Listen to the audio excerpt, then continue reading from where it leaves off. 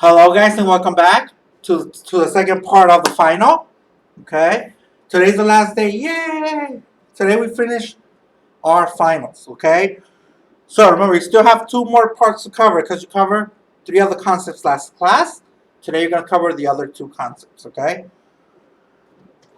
Alright, so for today's final, okay, we're gonna deal with those graphs that have sine and cosine that look like waves. Okay, you have to graph the following three. For the first one, we have 1 cosine of pi over 2. For our second one, we have 3 sine of pi over 3. And then finally, we have sine of pi over 2.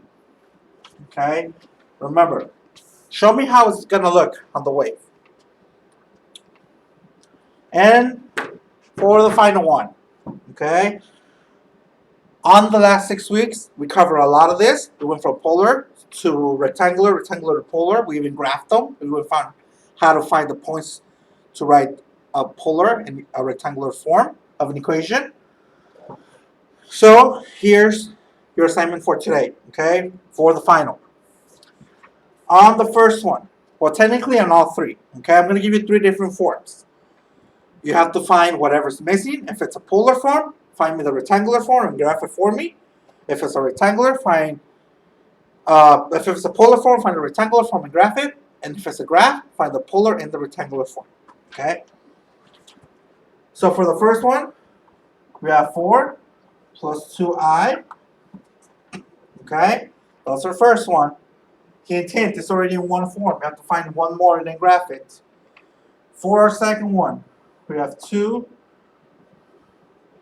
cosine of 90 degrees plus I sine of 90 degrees. That's your second one.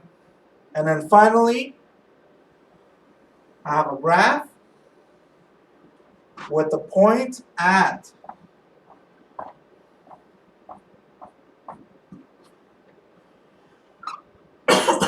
2 on the x-axis, 3 on the y-axis, okay? Alright guys, so all you have to do is give me the equation, okay, in rectangular form and in polar form for this last one, okay? Alright guys, so once you are done with today's 2 concepts, okay, that's it. That's the finals. Alright guys, I'll be waiting here for your emails.